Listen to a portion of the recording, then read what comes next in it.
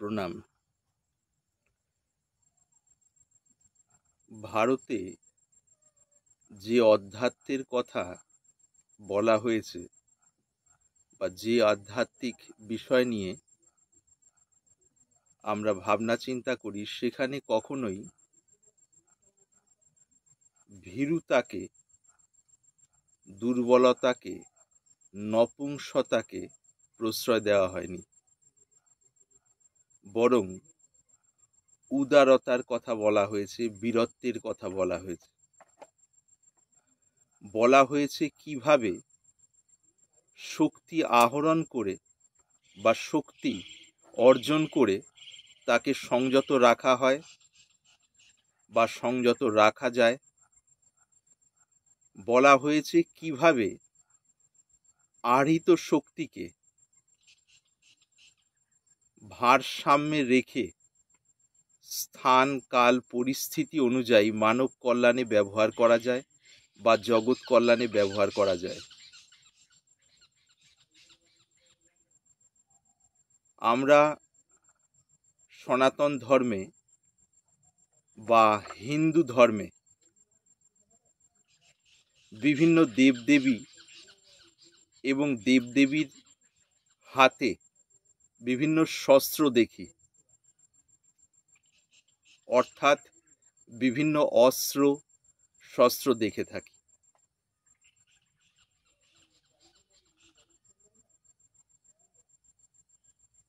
আবার ত্রিদেবের মধ্যে ব্রহ্মদেবের হাতে আমরা বেদ পাই বা বেদকে দেখে থাকি। এখান থেকে আমরা সার বুঝব, এই এক অদ্ভুত সংমিশ্রণ। হাতে শাস্ত্র, আবার হাতে শস্ত্র অর্থাৎ অস্ত্র। তার মানে এই, অর্থ এই যে আমাদের ভেতরে শাস্ত্রের মূল প্রতিপাদ্য যে জ্ঞান, অর্থাৎ বিশুদ্ধ ব্রাহ্মী স্থিতিটি থাকবে। সেই ব্রাহ্মী স্থিতি জনিত কারণে অন্তরে পরম সমতাটি থাকবে। ব্রাহ্মী স্থিতি সমান সমান পরম সমতা। অথচ স্থান কাল পরিস্থিতি সাপেক্ষে মানব তথা জগৎ কল্যাণার্থে সময় সময় শস্ত্রের ব্যবহারও থাকবে। অন্যভাবে বলতে গেলে শস্ত্র তারই হাতে মানায় যিনি নিজের মনের উপরে নিয়ন্ত্রণ পেয়েছেন, যিনি পরিস্থিতি অনুযায়ী শস্ত্র অর্থাৎ অস্ত্র ব্যবহার করতে পারেন। কখন কোন পরিস্থিতিতে কিভাবে ইহা ব্যবহার করা যায় বা ব্যবহার করা উচিত তিনি জানেন। যার অন্তরে সেই শাস্ত্রীয় জ্ঞান বা শাস্ত্রীয় জ্ঞানেরও প্রাণ, অনুভবগম্য যে স্থিতি, এইটি ফুটে উঠেছে, তারই হাতে শস্ত্র মানায়। না হলে এই শস্ত্র বিধ্বংসী হয়ে ওঠে অন্যের জন্য তথা জগতের জন্য। বর্তমানে যে পরিস্থিতি আমরা দেখছি সারা দুনিয়া জুড়ে, প্রতিবেশী দেশে, এমনকি আমাদের দেশে অর্থাৎ ভারতে,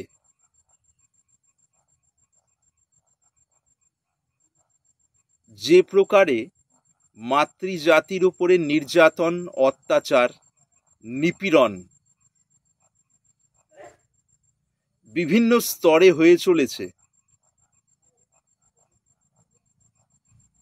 তার সাপেক্ষে বা তার পরিপ্রেক্ষিতে এই বিষয় বিশেষ প্রাসঙ্গিক বলে মনে হয়।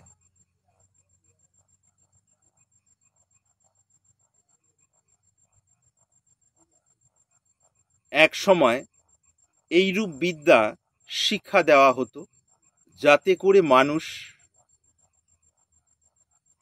নিজের রক্ষা করতে পারেন এবং দুর্বল মানে সেই সময় যারা শারীরিকভাবে সক্ষম নন, বৌদ্ধিকভাবে সক্ষম নন,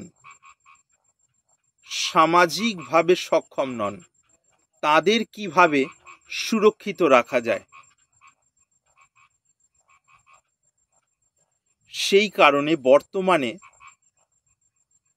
যে ঘটনাগুলি ঘটে চলেছে একের পর এক, এবং আমরা অধিকাংশ মানুষই যেই বিষয়ে অবগত আছি অর্থাৎ জানি,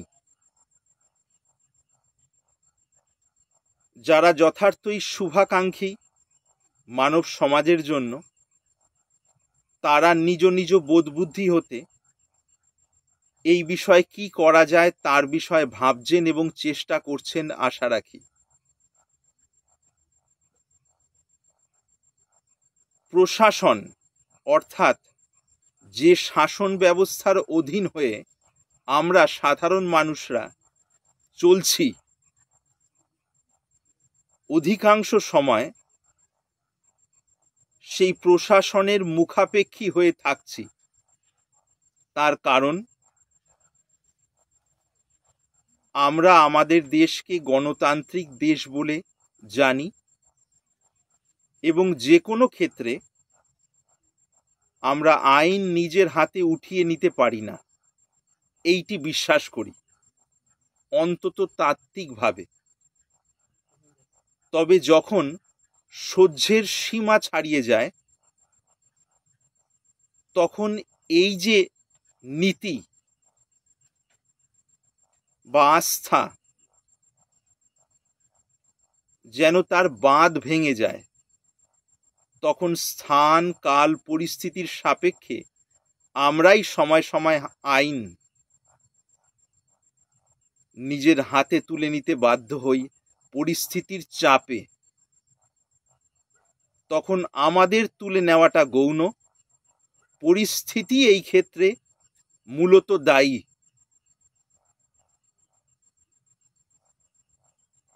এই ক্ষেত্রে আমরা এইটি বুঝব, প্রশাসনিক ব্যবস্থা যেমন হোক, সেই বিষয়ে যারা যারা তার সংশোধন, পরিমার্জন এবং প্রয়োজনীয়তা অনুযায়ী পরিবর্তন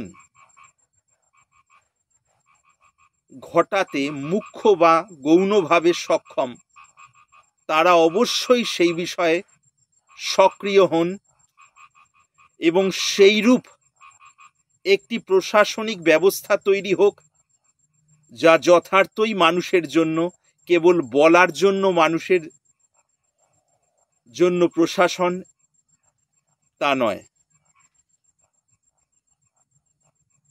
আমরা পেয়েছি সেই ব্যবস্থা বা সেই প্রশাসন যা মানুষের দ্বারা,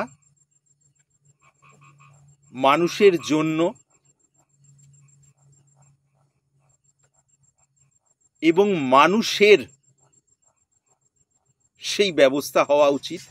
সেটি যেন যথার্থই হয়, তার জন্য সাধারণ মানুষ জেগে উঠুন এবং নিজ নিজ অধিকারটি প্রয়োগ করে সেই জাগরণ অনুযায়ী তার বাস্তব রূপায়ণ যেন ঘটতে পারে, তার জন্য যা করণীয় তাই করুন। অর্থাৎ করার সময় এসেছে। সব যুগে যুগেই সময় সময় এই বিশেষ সময় এসে থাকে। এইটি গেল একটি দিক।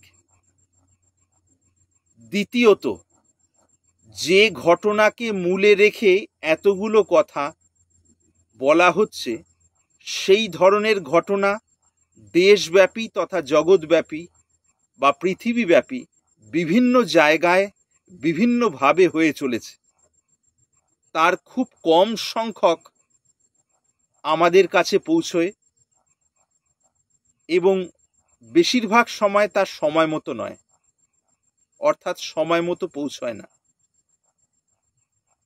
দেখুন, যখন এই ধরনের ঘটনা ঘটার আবহাওয়া তৈরি হয়, পরিস্থিতি তৈরি হয়, তার পরিকল্পনা পিছনে যত দূরের হয়ে থাকুক না কেন, তার যখন প্রত্যক্ষ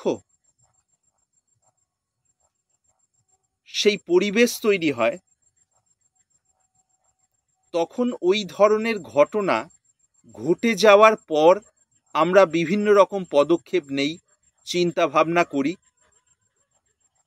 এবং তার জন্য অনুতাপ শোক করি এবং আগামীতে যেন সেই ঘটনা না ঘটে তার জন্য যার যেমন মানসিক স্তর সেই জায়গা থেকে প্রতিবাদ জানাই এবং সংশোধন যেন হয়, এর পুনরাবৃত্তি যেন না হয়, তার জন্য যা করণীয় বলে মনে করি তাই করি বা করার চেষ্টা করি, অবশ্যই নিজ নিজ সামর্থ্য অনুযায়ী। আরেকটি বিশেষ গুরুত্বপূর্ণ ঘটনা, যখন এই ঘটনাটি ঘটছে বা ঘটবে, কিছু মিনিটের মধ্যে ঘটতে চলেছে, সেই জায়গায় সেই বোনটি যদি শারীরিকভাবে এবং বৌদ্ধিকভাবে সক্ষম হন, শারীরিকভাবে সক্ষম হন বলতে পরিষ্কারভাবে এইটি যেন আত্মরক্ষার বিদ্যা তিনি জানেন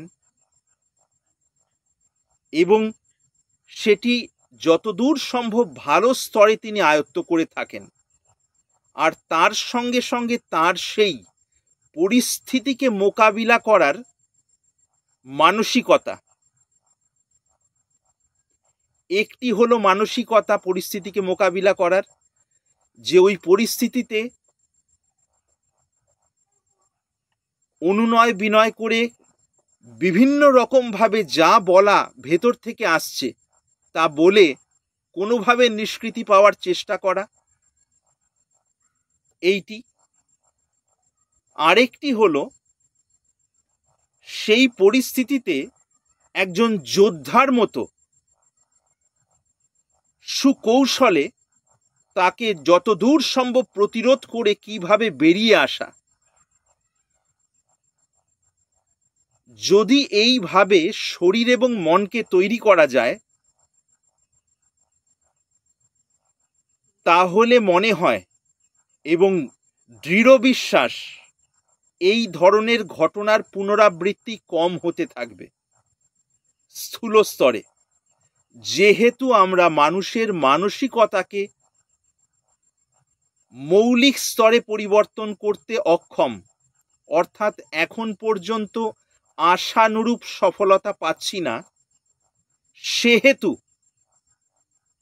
সেই পরিস্থিতিতে নিজেদের রক্ষা কিভাবে করতে পারি সেই বিষয়টিকে আরো পরিষ্কার এবং আরো সক্রিয়ভাবে যা করণীয় তাই করা উচিত। অর্থাৎ আত্মরক্ষার কৌশল এত সুন্দরভাবে শেখা থাকবে, এত বাস্তবভাবে শেখা থাকবে এবং তার সঙ্গে সঙ্গে মানসিক অবস্থা সেইভাবে তৈরি থাকবে, অর্থাৎ মন সেভাবে প্রশিক্ষণ প্রাপ্ত থাকবে যে এইরকম পরিস্থিতির আভাস পেলেই নিজের সম্পূর্ণ সজাগতাকে প্রয়োগ করে সেই স্থান থেকে কিভাবে নিজেকে রক্ষা করা যায় এবং প্রয়োজনে অন্যদেরও রক্ষা করার ক্ষেত্রে যেন কাজে লাগতে পারি। খুব গুরুত্বপূর্ণ বিষয় কিন্তু এইটি। দেখুন, আজ আমরা কন্যা সন্তানদের ক্ষেত্রে বা বোনেদের ক্ষেত্রে তাদের প্রতিভা বিকাশের জন্য বিভিন্নভাবে আগ্রহী হয়েছি এবং বাস্তবেও সেইরূপ পদক্ষেপ নিচ্ছি বা নিয়েছি। কিন্তু বিশেষ গুরুত্বপূর্ণ বিষয়, যদি জীবন থাকে তবেই প্রতিভা বিকাশের প্রশ্ন আসে। যদি শরীর সুস্থ থাকে বা আমাদের স্বাস্থ্য ঠিক থাকে, তারপরই প্রতিভা বিকাশের প্রসঙ্গ আসে। যদি জীবনই না থাকে বা স্বাস্থ্যই ঠিক না থাকে, তাহলে প্রতিভা বিকাশের কথাটি সেই ক্ষেত্রে সেইরূপ বাস্তব নয় বলে মনে হয়। কাজেই ছোট ছোট বোনেদের বিশেষভাবে এই আত্মরক্ষার কৌশলে তাদের প্রশিক্ষণ পাওয়া উচিত বা তাদের জন্য প্রশিক্ষণের ব্যবস্থা করা উচিত। এই প্রসঙ্গে বলে রাখি, বিভিন্ন জায়গায় এই বিষয়ে যে প্রশিক্ষণের জায়গা রয়েছে, বেশিরভাগ ক্ষেত্রে এই প্রশিক্ষণগুলো খুবই অবাস্তব। তার কারণ, এই যে প্রশিক্ষণগুলো দেওয়া হয় তা অধিকাংশ ক্ষেত্রে স্পোর্টস বা খেলাধুলার বিষয়টিকে মূলে রেখেই দেওয়া হয়। কিন্তু এই ক্ষেত্রে মনে হয় নিজের আত্মরক্ষার বিষয়টিকে মূলে রেখে সবকিছু করা উচিত। তাহলে আমাদের মৌলিক জায়গাটি ঠিক থাকবে। একটি বয়সের পর আমরা যেমন প্রত্যেকটি ছেলে এবং মেয়েকে বা অধিকাংশ ছেলে মেয়েকে স্কুলে ভর্তি করি, যেন ন্যূনতম শিক্ষাটুকু লাভ করতে পারুক, ঠিক সেইভাবে একটি নির্দিষ্ট বয়সের পর যেন প্রত্যেকটি বোনেদের, অর্থাৎ ছোট ছোট মেয়েদের ছোট বয়স থেকেই যেন তাদের আত্মরক্ষার কৌশল শেখানো হয়, বেশ সক্রিয়ভাবে, খুব হালকা স্তরে নয়। যেন শেখার পরে সেটি প্রয়োগ করে উপযুক্ত পরিস্থিতি থেকে বেরিয়ে আসা যায় এবং সাধ্যমতো অন্যদেরও সাহায্য করা যায়। তার সঙ্গে সঙ্গে সেইরূপ মানসিকতা, যেমন কোনো একটি জায়গায় একটি রেডিওতে সুন্দর রবীন্দ্রসঙ্গীত বাজছে, আবার তার যে জায়গায় রবীন্দ্রসঙ্গীত বাজছে সেই জায়গা থেকে যখন ঘুরিয়ে দিলাম, অন্য জায়গায় নিয়ে গেলাম, হঠাৎ করে দেখছি খেলার বিষয়ে ধারা বিবরণী চলছে। এই যে রবীন্দ্রসঙ্গীত থেকে হঠাৎ করে কিছু মুহূর্তের মধ্যেই খেলার ধারা বিবরণী শুরু হয়ে গেল, এই যে হঠাৎ করে হলো, তো এই আত্মরক্ষার বিদ্যা এই স্তরে শিখবে বা এই স্তরে শিখবেন সেই বোনেরা, যেন স্থান কাল পরিস্থিতি অনুযায়ী তারা আভাস পাওয়া মাত্রই ওই রিফ্লেক্স অ্যাকশন যেমন বলা হয়, বা প্রতিক্রিয়া, প্রত্যেক ক্রিয়ার সমান এবং বিপরীত প্রতিক্রিয়া আছে এইটি যেমন জানি, অর্থাৎ সেইরূপ ক্রিয়া বা ক্রিয়া সংশ্লিষ্ট পরিবেশ হওয়া মাত্রই সেইরূপ প্রতিক্রিয়া তার মনে এবং শরীরে হবে। নিজেকে রক্ষার জন্য, প্রয়োজনে অন্য বা অন্যদের রক্ষার জন্য, এবং তার সঙ্গে সঙ্গে সংযুক্তভাবে কাজ করার কৌশল, অর্থাৎ টিম ওয়ার্ক। মার্শাল আর্টে, অর্থাৎ এই প্রকার যুদ্ধবিদ্যার কৌশল যখন শেখা হয়, তখন একা যেমন সমর্থ হওয়ার বিষয়টি তৈরি হয়, তার সঙ্গে সঙ্গে টিম ওয়ার্ক, অর্থাৎ 6 জন মিলে কোনো একটি বিশেষ পরিস্থিতিকে কিভাবে সামাল দেওয়া যায়। হঠাৎ করে কোনো একটি বাড়িতে ডাকাতের আক্রমণ হয়েছে বা আগুন লেগে গেছে অনেকটা জায়গায়, বা কোনো একটি বিপদ এসছে বিরাট,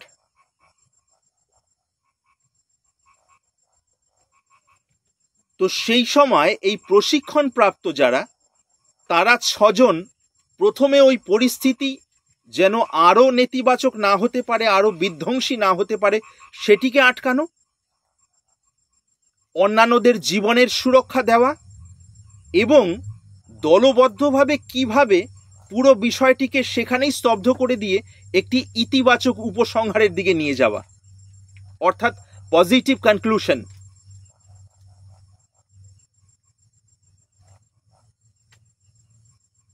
কোনো জায়গায় বাড়িতে আগুন লেগে গেছে,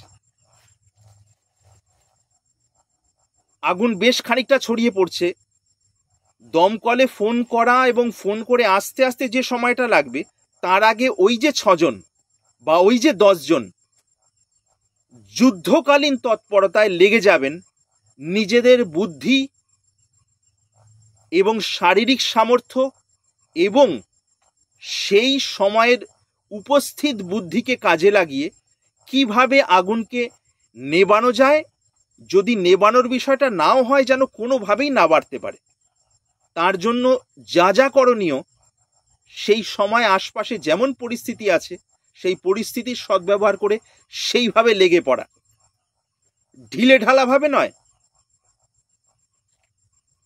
যথেষ্ট তীব্রতার সাথে ক্ষিপ্রতার সঙ্গে। গুরুত্বপূর্ণ বিষয় এইটি। যে কোনো রকম ভয়ঙ্কর পরিস্থিতি, যে কোনো রকম দুষ্কৃতীর আক্রমণের ক্ষেত্র হতে পারে,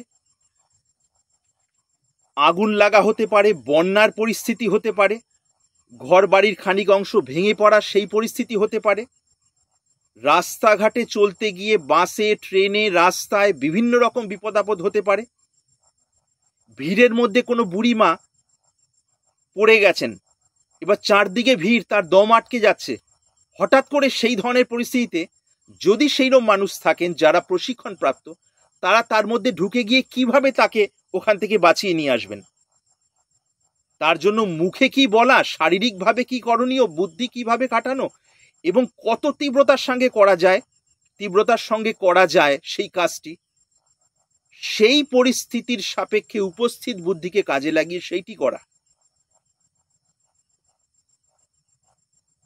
ট্রেনে যেতে যেতে কোনো একটি জায়গায় প্ল্যাটফর্মে ট্রেন থেমেছে, দেখা যাচ্ছে প্ল্যাটফর্মে কোনো একটি মানুষ হঠাৎ করে অসুস্থ হয়ে ছটফট করছেন, এবার আরপিএফ আসতে দেরি হচ্ছে, আরপিএফকে খবর দেওয়ার বিষয়টা একজনের দিকে মুখ চাওয়াচাওয়ি করছেন। তো সেই ধরনের ক্ষেত্রে ক্ষিপ্রতার সঙ্গে ট্রেন থেকে নেমে যদি দরকার হয় আরপিএফকে খবর দেওয়া এবং প্রাথমিক তার যা অভিজ্ঞতা এবং জ্ঞান সেইটিকে কাজে লাগিয়ে সেই সময় মানুষটিকে সুস্থ করার জন্য যা করণীয় তাই করা, তার জন্য যদি তার পরবর্তীকালে রিস্ক নিতে হয় তার জন্য রিস্ক নেওয়া। তার কারণ রিস্ক না নিয়ে মানুষ দুর্বল হয়ে গেছেন এবং যাচ্ছেন। পাশের বাড়িতে কোনো ঘটনা ঘটলে, পাশের ফ্ল্যাটে কোনো ঘটনা ঘটলে আমরা শুনলেও শুনি না, জানলা বন্ধ করে দেই, দরজা বন্ধ করে দেই। নিজেদের সামর্থ্যের বাইরের কিছু বিষয় হলে অন্যদের সাহায্য নিয়ে সেই ক্ষেত্রে আমরা এগোতে পারি, চেষ্টা করতে পারি। অনেক ক্ষেত্রেই আমরা সেভাবে করি না, ভাবি বোধহয় যাক কি হচ্ছে, সেখানে তো আমাদের প্রত্যক্ষভাবে না গেলেও হবে যখন কালকে সকালে সংবাদপত্রে সেইরকম খবর পাবো যে খবর আমরা পড়তে চাই না, তখন ভাববো আরে এই ব্যাপারটা হয়ে গেল, মনে মনে ভাবছি অথচ কাউকে বলছি না, অপরাধ বোধের কারণে, যে শুনেও তো যায়নি।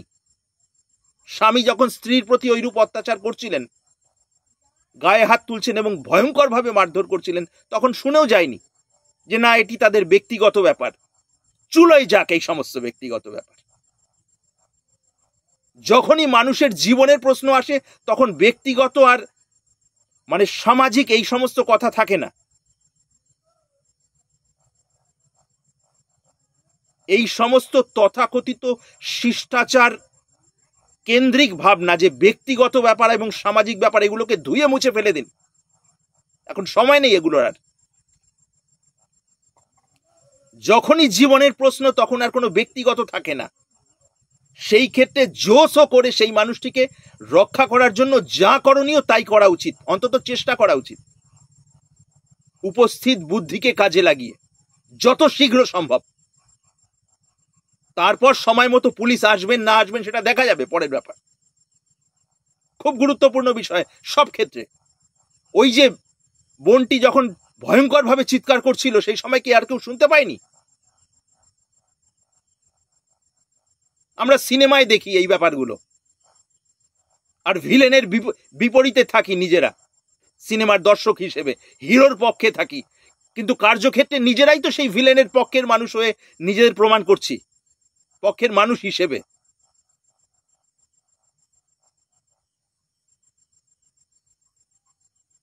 এই যে আজকে মোমবাতি নিয়ে যে বিষয়গুলো হচ্ছে, ঠিক আছে, এই মানুষজনের আর কিছু করার নেই, সেই জন্য এগুলো করছেন। নিঃসন্দেহে তার ভেতরে যদি ভাবটি ঠিক থাকে তাহলে ঠিক আছে, একটা প্রয়াসের দিক। কিন্তু এইভাবে তো সামগ্রিক বিষয়টার কিছু হবে না। প্রত্যেকটি মানুষকে জাগতে হবে। আর যারা নিজেদের পুরুষ বলে বলেন, তাদের এই বিষয়ে বিশেষ দায়িত্ব। কি দায়িত্ব তারা নিজেরা বুঝছেন এবং বুঝবেন আশা করি, যদি তারা পুরুষ হয়ে থাকেন।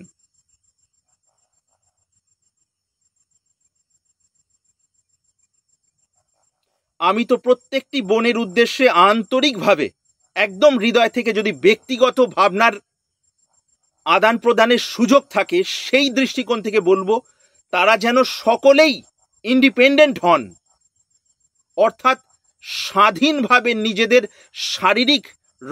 শারীরিকভাবে রক্ষা করার জন্য তৈরি হন। মনকেও সেভাবে প্রস্তুত করুন, শরীরকেও সেভাবে প্রস্তুত করুন। পড়াশোনা সমস্ত কিছু চলুক, তার সঙ্গে সঙ্গে খুব সিনসিয়ারলি এবং সিরিয়াসলি, খুবই নিষ্ঠার সঙ্গে এই বিদ্যাগুলো অনুশীলন করুন। আমাদের আশ্রমে এই ধরনের শিক্ষা দেওয়া হয় বহু সময় আগে থেকে। তো আমাদের আশ্রমে দেওয়া হোক বা না হোক সেটি এই ভিডিওর মূল বিষয় নয়। যে যেখানে আছেন, যারা যেভাবে শুনছেন, আমি বলবো এই কথাগুলি যদি সেই বোনেদের কানে যায়, যারা খুব অল্প বয়সে আছেন বা একটু একটু করে বয়স যাদের বাড়ছে, তারা নিজেদের দায়িত্ব নিজেরা নিন, যেন এইরূপ বুক ফাটা কান্না আর কাঁদতে না হয়। যদিও আকস্মিক এই ধরনের ঘটনা কদাচিৎ কোথাও ঘটে, সেটা যেন কদাচিৎই হয়।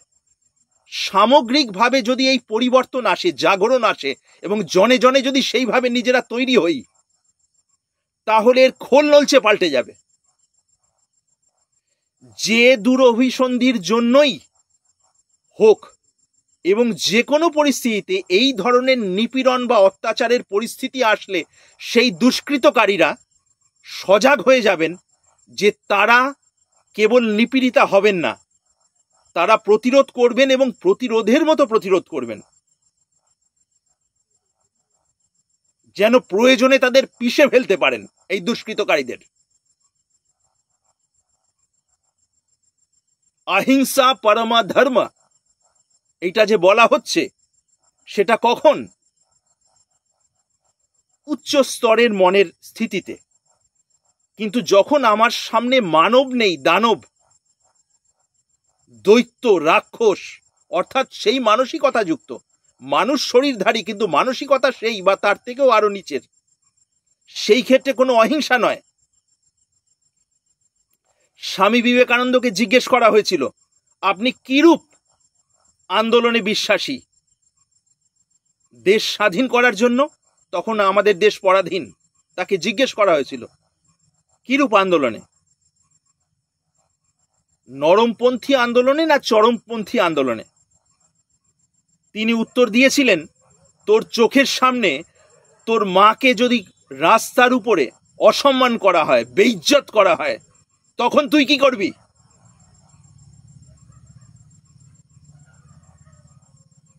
কথাবার্তা আলাপ আলোচনার জন্য অপেক্ষা করে থাকবি, না সেই সময় সেই দুষ্কৃতকারীকে পিষে ফেলবি? তো প্রশ্নকর্তা বুঝেছিলেন স্বামীজির উত্তর কোন দিকে।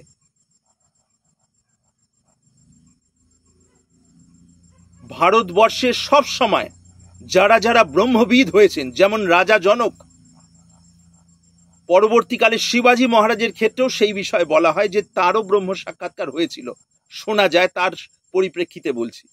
ছত্রপতি শিবাজী অন্তরে সেই বিশুদ্ধ ব্রহ্মজ্ঞান এবং সর্বব্যাপী সমতার স্থিতি, কিন্তু শরীরটি তো একটি সমাজের অধীন, দেশকাল পরিস্থিতির অধীন।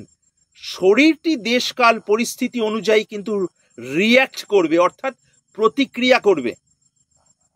কোথায় কিভাবে কোন প্রতিক্রিয়া করা উচিত, নিজের রক্ষার্থে অর্থাৎ নিজের শরীরের রক্ষার্থে, নিজের অধিকার রক্ষার্থে এবং অপরের অধিকার রক্ষার্থে, অপরের সুরক্ষার্থে, এই শিক্ষা ছিল সব সময়। দুষ্কৃতকারী অর্থাৎ নেতিবাচক তত্ত্ব যে কোনো সম্প্রদায়ের হন, যে কোনো দেশের হন, যদি তারা বিধ্বংসী হন এবং মানব সমাজ, ব্যক্তি মানুষ এবং সমাজের পক্ষে বিধ্বংসী হন, তাহলে তাদের জবাব সেই সময় দেওয়া উচিত। সেই সময়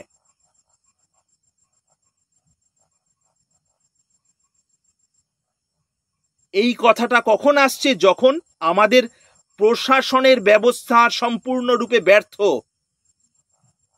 ব্যর্থ মানে সময় মতো ব্যর্থ। সেই সময় এইরূপভাবেই সিদ্ধান্ত নিতে হয়।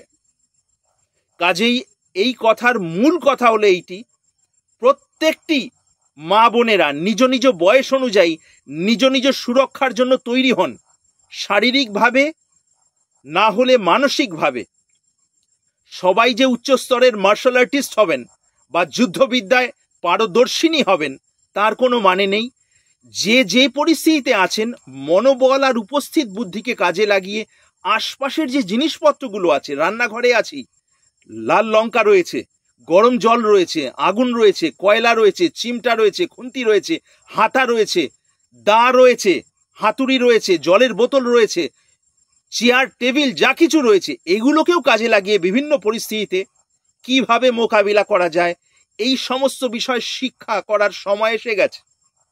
নতুনভাবে আবার নতুন উদ্যোগ নিয়ে, এবং এই সবগুলোর মূলে যদি আত্মজ্ঞানের বিষয়টি থাকে, তাহলে একসাথে পদার্থবিজ্ঞানের সেই তত্ত্বটি তাদের জীবনে ফুটে উঠবে। চূড়ান্ত গতির মধ্যে স্থিতির একটি বিন্দু থাকবে এবং স্থিতির বিন্দুর মধ্যে গতি রয়েছে, সেইটি আবিষ্কৃত হতে পারবে। কিভাবে? অর্থাৎ বিশুদ্ধ আত্মজ্ঞানের ফলে অন্তরে পরম স্থিরতা থাকবে, যেটি মন এবং বুদ্ধি নিরপেক্ষ স্থিরতা।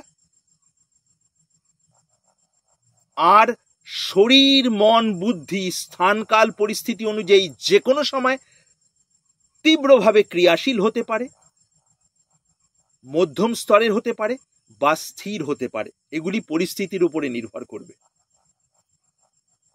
কাজেই আমাদের যা কিছুই করতে হবে মূলে আত্মজ্ঞানের বিষয়টিকে রেখে অবশ্যই, তবেই সার্বিক ভারসাম্যের বিষয়টি থাকবে এবং স্থান কাল পরিস্থিতি অনুযায়ী সেই বিদ্যার ব্যবহার করা যেতে পারে। এখন সময় হয়ে গিয়েছে, আর অন্যের ভরসায় থাকলে হবে না। যে যেই বয়সে আছেন সেই জায়গা থেকে শিক্ষার সুযোগ রয়েছে, শরীরের স্তরে এবং মনের স্তরে। যদি সেইরূপ অভিজ্ঞ মানুষের সন্ধান পান তাহলে সেইভাবে শিক্ষা লাভ করুন। আর যদি সেইরূপ সন্ধান পাচ্ছেন না বলে মনে করেন, যদি সামান্যতম বিশ্বাস থাকে, তাহলে যোগাযোগ করতে পারেন। কোন পরিস্থিতিতে কিভাবে তাদের শিক্ষার ব্যবস্থা করা যেতে পারে সেইটি তখন ইতিবাচকভাবে ভাবা যাবে। আশা করি আমার এই বক্তব্য যার হলো এর মধ্যে, তার মধ্যে উচ্চ স্বর বা উত্তেজিত ভাবের মধ্যে থেকে সার বিষয়টা গ্রহণ করবেন যারা সারগ্রাহী। আশা করি তারা গ্রহণ করতে পারবেন যদি বর্তমান পরিস্থিতির গভীরতা বা গুরুত্ব সত্যি সত্যি অন্তর থেকে খানিকটা হলেও অনুভব করে থাকেন বা অনুভব করছেন। তাহলে অবশ্যই এর মধ্যে থেকে সারটি গ্রহণ করবেন এবং সেইটি করবেন বা সেই পদক্ষেপ নেবেন যেটি করা উচিত। পরের জন্য রেখে দিয়ে লাভ নেই, আপনার দায়িত্ব আপনাকেই নিতে হবে। প্রশাসন যেখানে যেমন আছে স্থানকাল পরিস্থিতি অনুযায়ী আরো সংশোধিত হোক, এইটি চাই। এবং সেখানকার গণ্ডগোলগুলো মিটে যাক এইটি চাই, কিন্তু সেই ভরসায় থাকলে হবে না। পুলিশ আস্তে আস্তে সময় চলে যাবে স্বাভাবিকভাবেই। একে তো ঢিলেমির বিষয়টা থাকছে, আর যদি ঢিলেমি নাও হয় সময় চলে যাবে। সেই বিপদের পরিস্থিতিকে নিজেদের মোকাবিলা করতে হবে। তার জন্য বিভিন্ন রকম উপায় রয়েছে, বিভিন্ন রকম। শুধু শিক্ষার জন্য সেইরূপ আগ্রহ এবং আগ্রহ অনুযায়ী নিরন্তর প্রয়াস দরকার সাধনার মতো।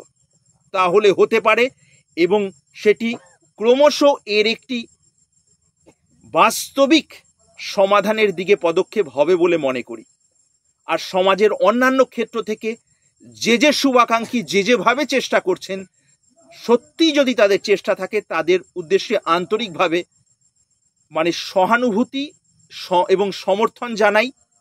এবং সেই সমস্ত ক্ষেত্র দিয়ে যদি মানুষের এই মূল বিষয়টার সমাধান হতে পারে, এই ধরনের অসুবিধেগুলো ক্রমশ কমতে পারে, তাহলে বিশেষভাবে মানুষ সমাজ উপকৃত হবে বলে মনে করি। এই ক্ষেত্রে অন্য কোনো রকম বৈষম্য, অন্য কোনো রকম ভেদাভেদকে গুরুত্ব না দিয়ে মানুষের মঙ্গলের জন্য কাজ করা উচিত। বর্ণ, ধর্ম, সম্প্রদায় বা সমস্ত কিছু নির্বিশেষে যত দূর সম্ভব। আমার প্রণাম নেবেন।